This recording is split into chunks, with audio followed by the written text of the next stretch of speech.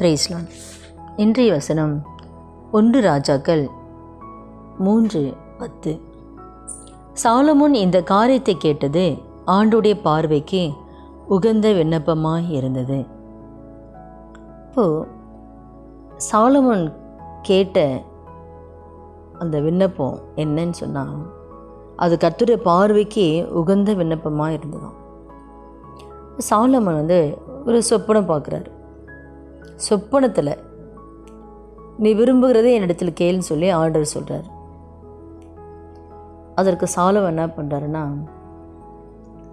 அதில் 7வது வசனத்தெல்லாம் பார்த்தோம்னா, நானும் வென்றால் போக்குவரவு அறியாத சிறு பிள்ளை, நான் ஒரு சிறு பிள்ளை.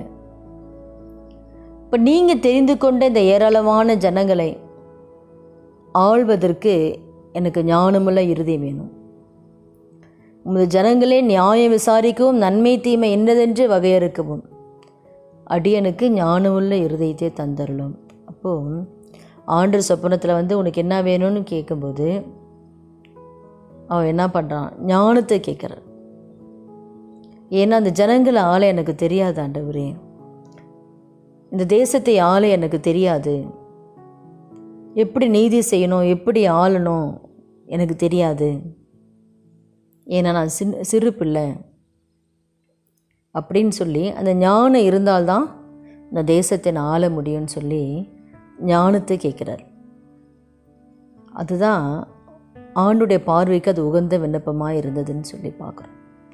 அதுக்கப்புறம் ஆண்டவர் என்ன சொல்கிறாரு, நீ நீடித்த அந்நாட்களை கேட்கல, ஐஸ்வர்யத்தை கேட்கல, உன் சத்துருக்களின் பிராணனை கேட்காம நீ இந்த காரிய ஞானத்தை கேட்டது எனக்கு ரொம்ப ஆண்டு அதை விரும்புகிறாரு. அந்த ஞானத்தை கேட்டனால நீ கேட்ட அந்த விண்ணப்பத்துக்கு நான் உனக்கு பதில் கொடுக்குறேன். உன்னை போல் ஞானி உனக்கு முன்னாடியும் கிடையாது பின்னாடியும் கிடையாதுன்னு சொல்லி ஆண்டவர் விசேஷித்த ஞானத்தை சாலமோனுக்கு கொடுக்குறார். சாலமோனுக்கு ஞானத்தை கொடுத்ததும் இல்லாமல் அவர் கேட்காத ஐஸ்வர்யத்தையும் மகிமையும் ஆண்டவர் கொடுக்குறார். அப்போது சாலமோன் நாட்கள்லாம் பார்த்தோம்னா எல்லா பக்கமும் அவனுக்கு இளைப்பாறுதல் தான், ஒரு சண்டை கிடையாது. அவன் வாழ்க்கை எல்லா பக்கமும் இளைப்பாறுதல் தான், ஒரு சமாதானமான ஒரு ஆட்சி தான் சாலமோன் ஆண்டார். எந்த பக்கமும் சண்டை கிடையாது. ஞானத்தையும் ஆண்டவர் கொடுத்துட்டாரு. ஞானத்தை கேட்டது அவருக்கு ரொம்ப பிடிச்சனால என்ன பண்ணார், கூட எக்ஸ்ட்ராவாக ஐஸ்வர்யத்தையும் கொடுத்துட்டாரு. ஐஸ்வர்யம் மகிமையும் ஆண்டவர் கொடுத்துட்டாரு. அப்போ இந்த நாளில் கூட இது ஆண்டவர் பிரியமாக இருக்கிறது. ஆண்டவர் சொல்ல இது உகந்த விண்ணப்பமாக ஆண்டவருக்கு இருக்குது. இப்போ நம்முடைய வாழ்க்கையோடு நம்ம செஞ்ச நிறைய தவறுங்கள்லாம் நம்ம பார்த்தோம்னு சொன்னால், ஞானம் இல்லாமல் தான் நிறைய தவறுகளை நாம் செய்துடும். ஞானம் இல்லாத எத்தனையோ ஐஸ்வர்யத்தை இழந்துடுறோம். ஞானம் இல்லாதனால தான் ஆண்டவர் கேட்டு எந்த காலத்தில் நம்ம செய்யறதில்ல. இது செய்யலாமா செய்யக்கூடாதான்னு யோசிக்கிறது கிடையாது. ஞானம் இல்லாதனால தான் உடனுக்குடனே அவசரப்பட்டு முடிவு எடுத்து நிறைய தவறுகளை செய்கிறோம், பாவங்களை செய்கிறோம். இது நிமித்தம் நிறைய நஷ்டங்கள், அவமானங்கள், நிந்தைகள், இது எல்லாமே நம்ம போகிற தோல்வியான பாதைகள் எல்லாமே நம்ம பார்த்தோம்னு சொன்னால் எல்லாமே ஞானம் இல்லை. நம்ம கடந்து போகிற ஒவ்வொரு பாதையும், நம்ம போகிற பாதையில் அத்தனையுமே ஏன் தோல்வி, ஏன் வேதனை, ஏன் அவமானம்லாம் பார்த்தோம்னு சொன்னால் அங்கே ஞானம் இல்லாதனால நம்ம ஆண்டவர் பிரியமில்லாத காரணம் செஞ்சிடறோம்.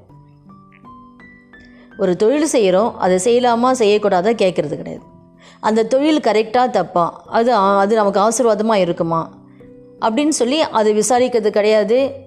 ஞானம் இல்லை. இது செய்யணும் இப்படி செய்யணும், இது ஆண்டுகிட்ட கேட்கணும், ஆலோசனை கேட்கணும், இது செஞ்சால் நமக்கு சரியாக வருமா, அதுவும் இல்லாமல் கடை வாங்கி செய்வோம்.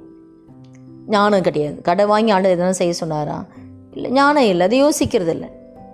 அப்போ நம்ம போகிற எல்லா பாதையும் நம்ம பார்த்து சொன்னாவே ஞானம் இல்லாதனால தான் நம்ம போகிற பாதைகள், நம்ம வார்த்தையில் ஞானம் இல்லாமல் பேசிடுறோம், அதனால் பிரச்சனை. ஞானம் இல்லாமல் செய்துடுறோம், அதனால் எல்லாமே ஞானம் இல்லாதனால தான். அதனால தான் வேதத்தில் நம்ம ஞானத்தை என்னத்தை நீ கேட்குறியோ இல்லையோ, என்னத்தை சம்பாதிக்கிறியோ இல்லையோ, ஞானத்தை சம்பாதி, புத்தியை சம்பாதின்றார் ஆண்டவர். நீதிமொழிகளை பார்த்தோம்னா ஞானத்தை குறித்து தான். ஞானத்தை கேளு, என்ன சம்பாதிக்கிறோ இல்லையோ ஞானத்தை சம்பாதி, புத்தியை சம்பாதி.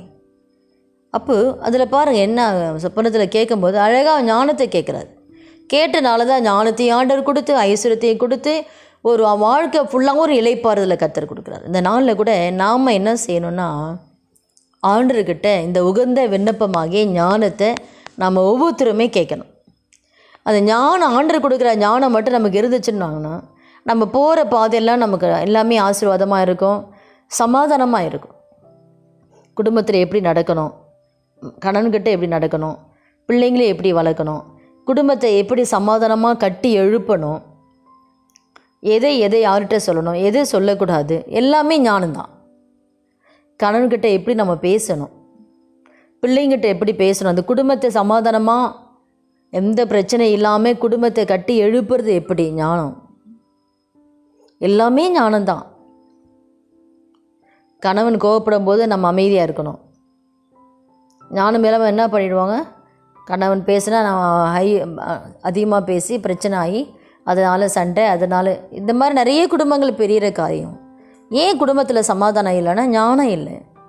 எப்படி நடக்கணும், கணவன்கிட்ட எப்படி நடக்கணும், பிள்ளைங்களை எப்படி நடத்தணும், குடும்பத்தில் எப்படி நடக்கணும், ஞானம் இல்லை. எல்லாத்தையுமே பார்த்தோம்னா ஞானம் இல்லை.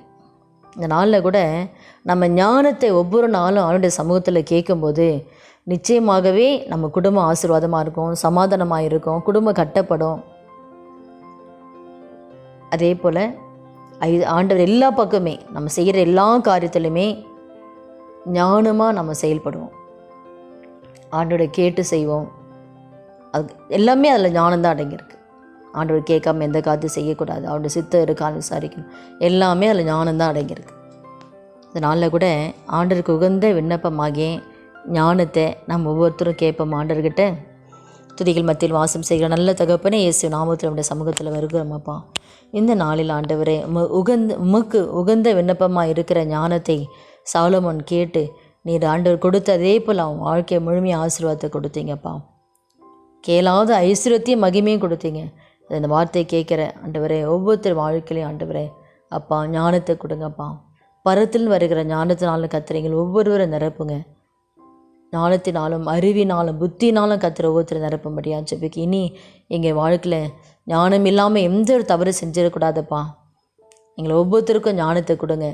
நீர் எங்களோடு கூட இருந்து எங்களை வழிநடத்துங்க. போகிற பாதையெல்லாம் ஆண்டவரை ஞானமாய் நாங்கள் நடக்க, ஞானமாய் குடும்பத்தை கட்டி எழுப்ப, ஞானமாய் ஒவ்வொரு காரியம் செய்ய ஆவியர் எங்களுக்கு ஆலோசனை கொடுத்து நடத்தும்படியாக ஜெபிக்கிறோம். அப்படி நீங்கள் செய்ய போவதற்கு நன்றி செலுத்துக்கிறோம். இயேசுவின் நாமத்தில் ஜெபிக்கிறோம் நல்ல பிதாவே, ஆமீன். கர்த்தர் நாமத்துக்கு மகிமை உண்டாகட்டும்.